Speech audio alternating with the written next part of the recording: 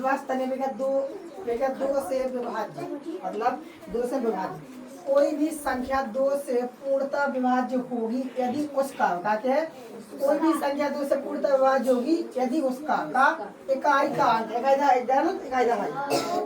जैसे कि मान के चला जी कितने लिखिए 510 जगह इकाई का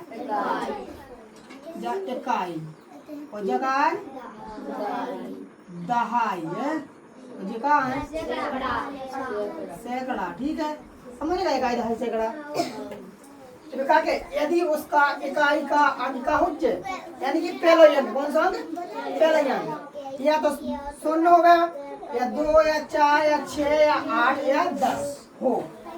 ठीक है, कैसे विभाजित है 2 से। जैसे कि 998 इकाई को अंक देखा पहला 8 और इधर इकाई को अंक कितना है 0, इकाई को अंक 0। कौन सी भी संख्या में भाग दीजिए तो सब पूरी तरीका से भाग चला जाए। ठीक है, वीडियो लोग अब 3 से विभाज्य। ठीक है, कोई भी संख्या 3 से पूर्णतः विभाज्य होगी, क्या होगी, यदि उस संख्या के अंकों का योग 3 से पूर्णतः विभाज्य होगा। मतलब बेजा कह रहा है कि 3 से विभाज्य जब हो जाए जब कौन सी भी संख्या ना है, जैसे हमारे घर संख्या कितनी है 954। अभी कहा गया अभी अंकों का योग जोड़ना, यानी कि देखो 9 प्लस 5 प्लस 4 कितना होगा 18 में देखो 3 से विभाजित 6 हो गई पूर्णतः विभाज्य। रोको जल्दी हम देखना पड़ेगा 4 से विभाज्य जब किसी संख्या के अंतिम 2 अंक, कौन से हम अंतिम 2 है ना, तो किसी संख्या के अंतिम 2 अंकों से बड़ी संख्या 36 है, कितनी है 36, तो 4 से पूर्णतः विभाज्य है। अतः 4936 4 से विभाज्य है। जैसा मान के चलो कौन सी भी संख्या है, कैसी है, कौन सी भी संख्या ये अंकों का योग कितना है, लास्ट के अंक 2 अंक है क्या, अंतिम 2 अंक क्या अंतिम 2 अंक, तो अंतिम अंक कौन कौन है 36 कौन कितना कौन है, और 36 में भाग दीजिए 4 से भाग तो कितना है 4 नाम 36। ऐसा देखो 5 में देखो 5 से विभाज्य बिल्कुल सरल है, 5 से भागता नहीं है, कैसा बताओ सरल। 5 से विभाज्य कोई भी संख्या 5 से पूर्णतः विभाज्य होगी यदि उस संख्या का अंतिम कौन सा अंतिम अंक यानी कि एक अंक कौन सा एक अंतिम अंक 0 अथवा 5 हो। कैसे विभाजित है 5 से बात करने हमारे पास देखना है कौन सी संख्या आ गई उनको अंतिम अंक देखना है, कौन सा अंक देखना है अंतिम अंक, या तो 0 हो या क्या हो 5, या तो 0 या 5। जैसा कि देखो संख्या जैसे 12225 अंतिम अंक कौन सही में 5, अंतिम अंक कहाँ से संख्या हमेशा अंतिम में ऐसा कोई है कि ना कोई है, तो अंतिम अंक कितना है 5, इसमें अंतिम अंक कितना है 0। कैसे विभाजित है 5 से। अब देखो छठवां देखो 6 से विभाज्य कोई भी संख्या 6 से पूर्णतः विभाज्य होगी यदि वह संख्या 2 तथा 3 से विभाज्य होगी।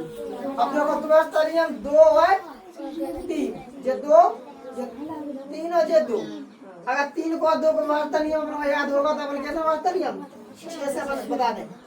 2 से मारता नियम कहा तो इकाई कौन का हो जाए 0 2 4 6 8 हो जाए। ठीक है, और 3 से मारता नियम कहा अंकों का योग आपको अंकों का योग अगर 3 से विभाज्य हो तो आप कैसे बच्चे बात, अगर 3 से विभाज्य हो गई और 2 से तो कैसे विभाज्य हो जाए संख्या 6 से, समझ गए 2 और 3 और ये 6 एक से हैं, अगर ये 2 याद होगा तो जो उठा मेरा याद हो जाए। जैसा कि देखो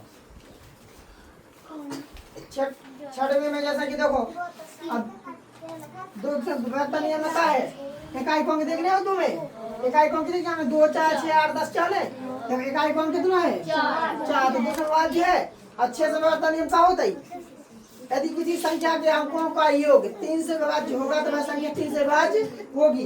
जैसा कि मान के चलो देखो 744 लिखिए 7 + 4 + 4 7 4 11 11 5 4 15 15 में देखो 3 से भाई ये 3 5 अगर 2 से देखो जब 2 से हो गई हो जा 3 से अगर 2 से 3 से विभाज्य हो गई तो 20 संख्या कैसे विभाज्य हो जाए समझ गए बात को।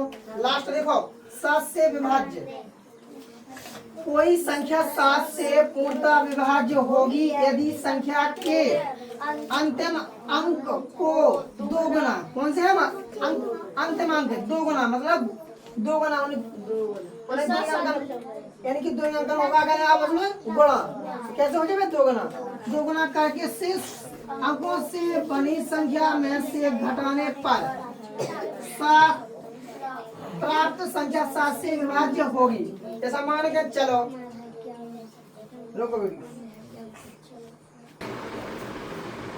7 से पूर्णतः विभाज्य होगी कब होगी मतलब एक आके कोई संख्या 7 से पूर्णतः विभाज्य होगी यदि संख्या के अंतिम अंकों को अंतिम अंक कितना है 7 9 है कितने हैं 9 अंतिम अंकों को 2 गुना के कैसे गुणा कर लिया 2 गुणा 9 तो 9 दूनी 18 शेष अंकों से बनी संख्या शेष कितने बचे 242 में से कितने घटाना 242 माइनस 18 कितना है 224 कैसे विभाजित है 7 से पूर्णतः विभाज्य होगी।